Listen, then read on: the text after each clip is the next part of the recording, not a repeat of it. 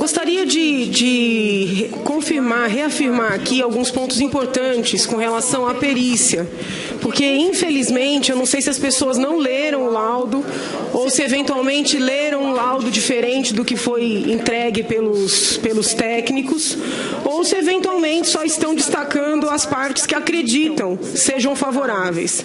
Mas é muito importante que a população compreenda que os peritos confirmaram que os decretos foram editados e executados antes da aprovação do PLN 5. A edição dos decretos já é a caracterização do crime, mas a execução torna a situação ainda mais reprovável. A defesa tem insistido que não houve alertas com relação à ilicitude desses decretos.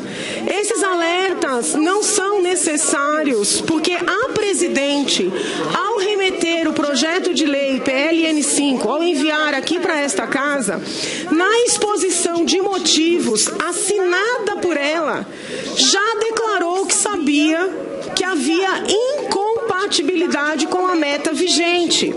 E o próprio relatório bimestral, o terceiro relatório bimestral, deixou evidente que o governo já estava contando com a meta proposta. Então não precisava de alertas, porque a presidente confessou na exposição de motivos que sabia. Isso precisa ser dito com todas as letras.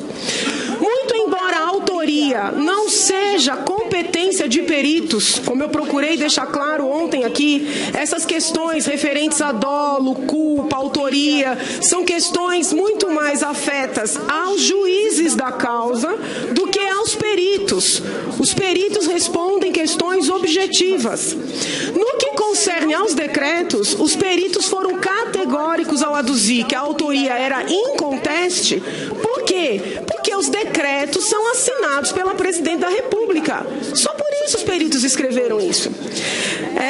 No caso das pedaladas, os peritos confirmaram as operações de crédito. Eles confirmaram que as operações eram remuneradas. E, na verdade, a portaria de 2015, que prevê o pagamento no primeiro dia útil depois do período de apuração da equalização, fala em remuneração, atualização, porque já veio com o intuito de encobrir o crime que vinha sendo praticado. Então, a portaria, por melhor que seja, ela não afasta a Constituição Federal e ela não afasta a lei, sobretudo uma lei complementar, que é a Lei de Responsabilidade Fiscal. Os peritos foram categóricos ao confirmar o que no direito a gente chama de falsidade ideológica, mas não é papel da perícia entrar nessa análise, ao confirmar que os créditos eram contabilizados pela instituição financeira, no caso o Banco do Brasil, mas não eram contabilizados pelo Tesouro e não eram contabilizados pelo Banco Central.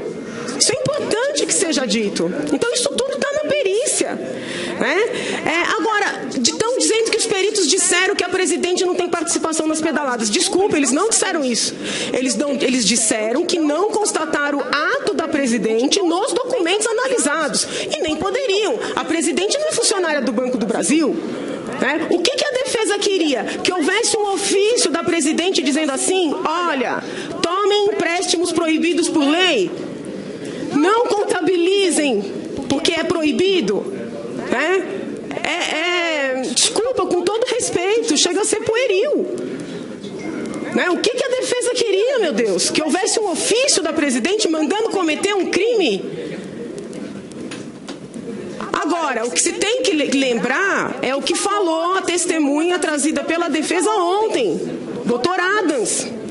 Respondendo a uma indagação da acusação, doutor Adams disse com todas as letras: eu fiz várias reuniões com o ministro Mantega, com o Arno Agostinho, que era secretário do Tesouro Nacional, e com o Tombini, que era presidente do Banco Central. Alertei sobre as discussões em torno das pedaladas, e se é Mantega e é Arno, foi 2014. Os alertas foram em 2014. E a presidente continuou.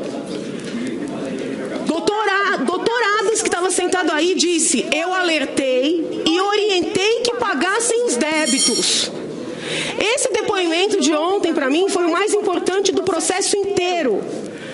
Porque a defesa tem se apegado a uma suposta falta de aviso, a uma suposta falta de alerta, e as testemunhas já mostraram que os técnicos do Tesouro alertaram, pediram reuniões, fizeram data show, fizeram nota técnica com 97 páginas, e ontem o advogado da presidente disse com todas as letras que ele alertou os principais líderes da política econômica do governo.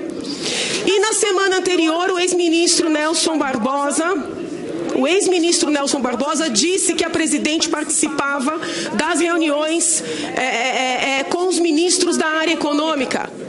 Então, é óbvio que a presidente sabia, pela imprensa, pelos técnicos do Tesouro, pelos ministros e agora, reconhecidamente, pelo seu próprio advogado. Então, isso tem que ser dito.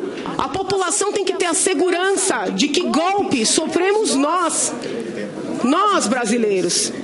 Era isso, Excelência, não tenho perguntas.